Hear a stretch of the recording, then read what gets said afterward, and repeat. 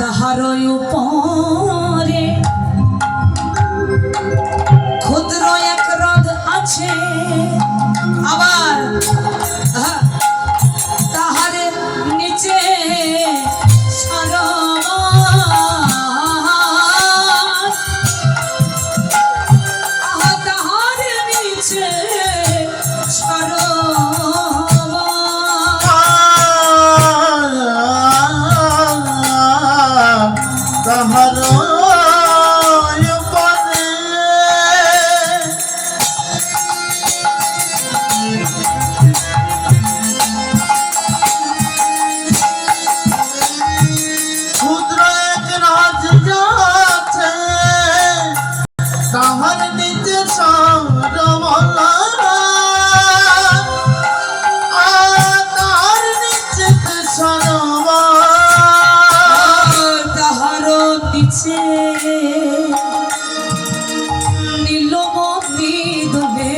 দুলিছে নিরন্তর,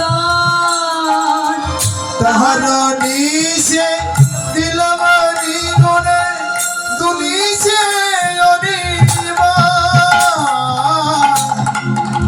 দাঁড়া দাঁড়া দাঁড়া, ভালো করে বুঝিয়ে বলতে হবে। দুটি বৃক্ষ দেখালি তাও মেনে নিলাম, কিন্তু আবার বলছিস তাহারও উপরে ক্ষুদ্র এক হ্রদ আছে। বলে মা ওই হ্রদটা কোন কোন হ্রদ? বললেন গোবিন্দের এই কমরের উপরিভাগে যেটা হলো নাভিদেশ, এই নাভি হলো একটা ছোট্ট হ্রদ। আবার বলছেন তাহারও নিচে নীলমণি দোলে দুলিছে নিরন্তর। মাগো আপন ভজন কথা না বলিও যথা কথা, আপন আপনি হইও সাবধান। এই নীলমণির সন্ধান যদি কেউ জানতে চাও, তাহলে আর দেরি না করে শ্রী গুরুদেবের চরণটা আঁকড়ে ধরে পড়ে যাও। গুরুচরণ আশ্রয় করে গুরুচরণটা আঁকড়ে ধরলেই সেই নীলমণির সন্ধান তুমি একদিন পাবে। হরি বল। তাহলে আমা এ পর্যন্ত চরণের ব্যাখ্যাটা করলেন রাধারানীর সখীদের কাছে। ললিতা বলছি বেশ বেশ, কিন্তু এবার একটু বদনটা দেখতে চাই। গোবিন্দের বদনটা দেখতে কেমন? আমা ঘুম পাচ্ছে খুব, একটু মন দাও, ঘুম পাবে না। এই যে বদনটা কেমন বল। আচ্ছা আজকে সখী কারা বলো তো?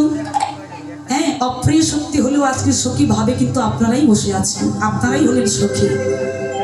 তবে আমি বলবো না যে আমি অত বড় পার্টি আমি নেই বাবা, কিন্তু রাধারানী আমার মাধ্যম দিয়ে আপনাদেরকে কি সেই ব্যাখ্যাটা করাচ্ছেন। আমার কোনো ক্ষমতা নাই, খবরদার কেউ যেন ওই ভাববেন না। হরিবা। এই দেখুন সখীরা বলছে বল বল বদনটা কি দেখলি? কি দেখলাম জানিস? বধুর ও মুখ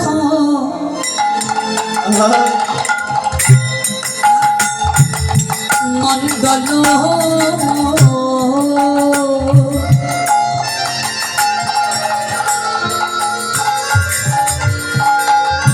জিতে শারদ সুধা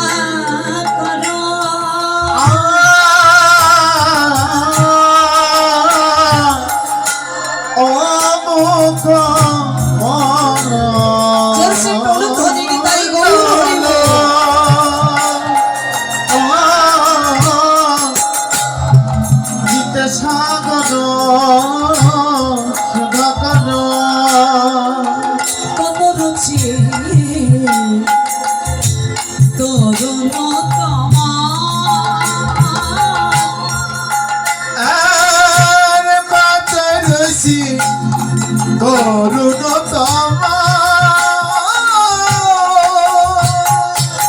আমি এই এখনই দেখে এলাম, আমি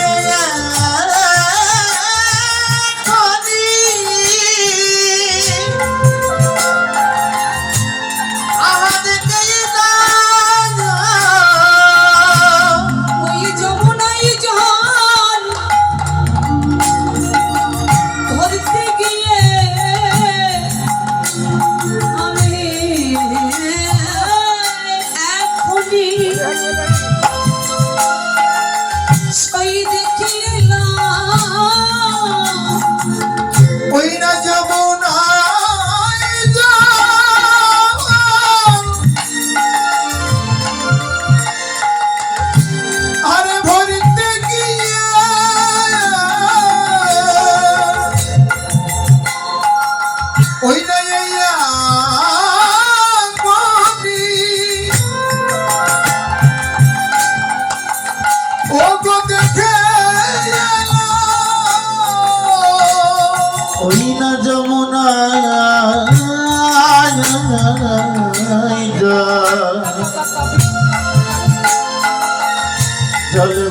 দেখতে গিয়ে আমি